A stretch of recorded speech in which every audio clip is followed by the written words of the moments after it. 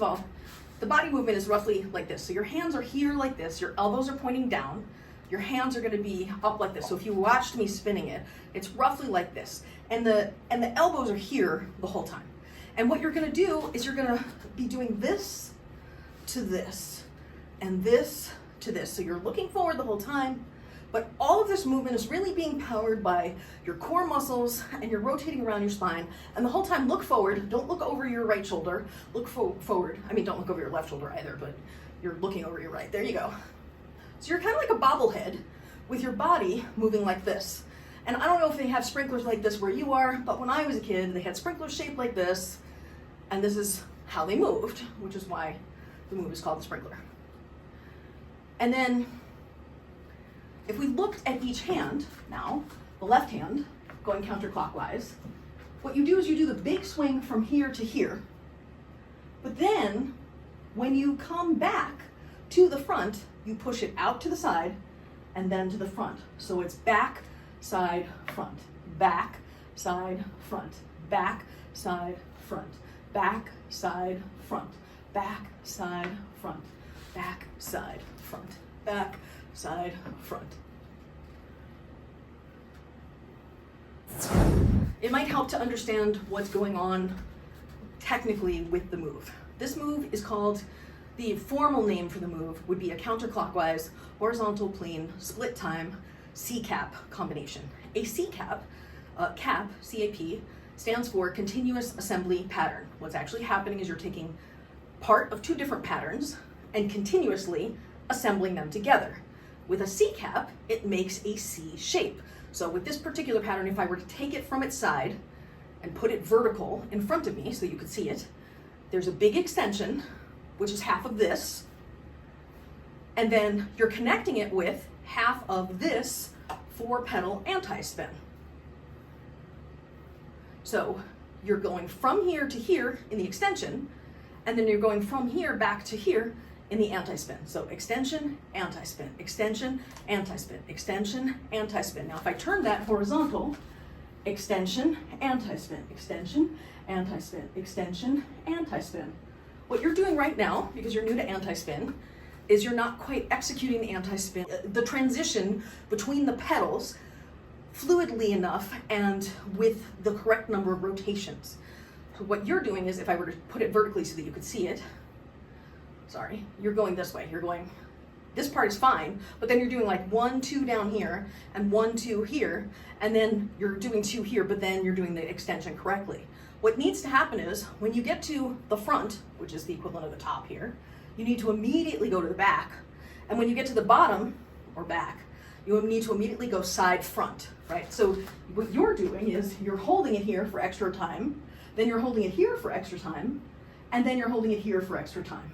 You need to make sure if you were using the God's eye view, you're using half of the circle. A better view of me while I'm doing it, it would look like this. All the way back, side, front. All the way back, side, front. All the way back, side, front. All the way back, side, front. All the way back, side, front. All the way back, side, front. And remember when you're doing it, so don't forget the drill that we just did, where we were moving our core, because this is propelled by the core as much as it is by the arms.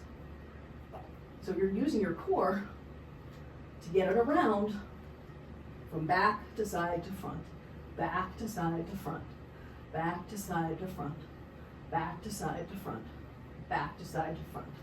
So going, you're here, then 1, 2, out front, 1, 2, out front. When you get there, you want to immediately go out in front, immediately out in front, immediately out in front.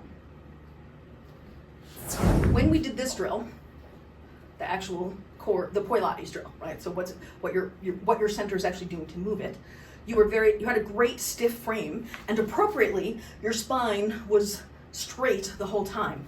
Now what you're doing is you have a little bit of I'll show you where it's happening too. You're going here, but then you're ducking out of the way. Your spine is not staying straight. You're bending as you're going from this back position to this side position to get around, so you're bending, which in reality isn't gonna work because you have your other hand there. Okay. And I'm not gonna say this is not an awkward thing, but when you're putting this whole thing together, there is a huge motion happening here. This twisting is really a big part of the movement, so allow that to happen. It could be very easy to try and, like, I'm doing this pretty much all with my arms now, but watch the difference. Right, see how my core is really taking it around the back for me? Really do let your body do that portion of the motion to help you power through. This one, you're still this counterclockwise, but you're doing the anti-spin from the front to the side to the back. And then you do the big swing back to front. So it's swing, front, out, back. Swing, front, out, back. Swing, front, out, back. Front, out, back. Swing, front, out, back. Swing, front, out, back. Swing. So if you looked at it from here, you started in counterclockwise, you put it in your back position, make sure you open up your core the whole way, but you're still looking forward. You swing to the front, then immediately to the side, to the back, to the front, side, back, front, side, back, front, side, back, front, side, back, front, side, back. Extra credit if you hold your other arm there, which will prepare you to put both arms together. And we can do this slower, so if you're struggling with the anti-spin, it's front, then you go to the side, then you go to the back. Then you swing to the front, then go to the side, then go to the back. Swing to the front, go to the side, go to the back, and then try and get rid of the extra rotations in the positions to get a real anti-spin from front to back. And now you're doing the equivalent of what you were doing with the other hand. So with your left hand, you were doing an extra rotation back here before you went into the anti-spin. So you went 1, 2, out front, 1, 2, out front. Now you're doing it in the front, where you're going front, 1, 2, out back, 1, 2, out back, 1, 2, out back. You want to get rid of that extra rotation in the front so that it's fluid. Start here in the front, and then go 5, 6, 7, 8, out, back, front. 5, 6, 7, 8, out, back, front.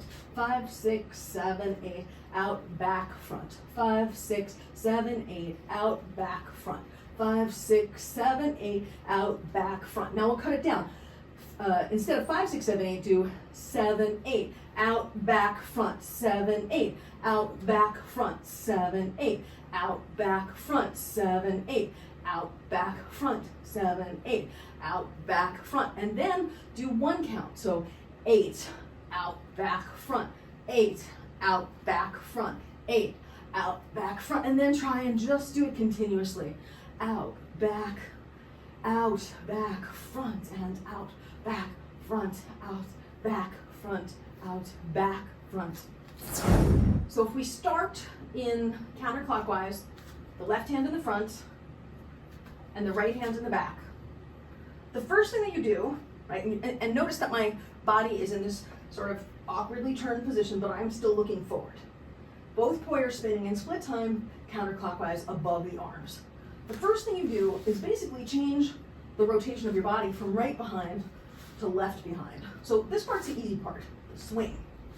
Then what's going to happen is you're going to come to neutral with your hips while both poi come out to the side, and then you're going to return to that first position. Then swing, go to the sides, return to that first position. Swing, sides, return. Swing, sides, return. Swing, sides, return. And then what you'll do is, when you get comfortably here and you feel like you can try it, you'll try in one motion to go sides, other position, wait there, then swing around, then sides and return, all in one motion, then come around. Then sides and return, then swing. Then sides and return, swing. Sides and return, swing. Sides and return, swing. And then eventually you can cut out those extra rotations that you're doing in the front and back positions as well. But the first key is to get a sense of each of the motions while you're still maintaining the spin. What you've done is you've made your poi super short like this. When they're super short, this move becomes harder because you have to move faster to keep up with the rotational speed of the poi. So there is a balance point between too long, like this, but too short, like this. You want something in the middle where you can maintain the plane above the arm, but it's not super short where it's spinning really, really fast.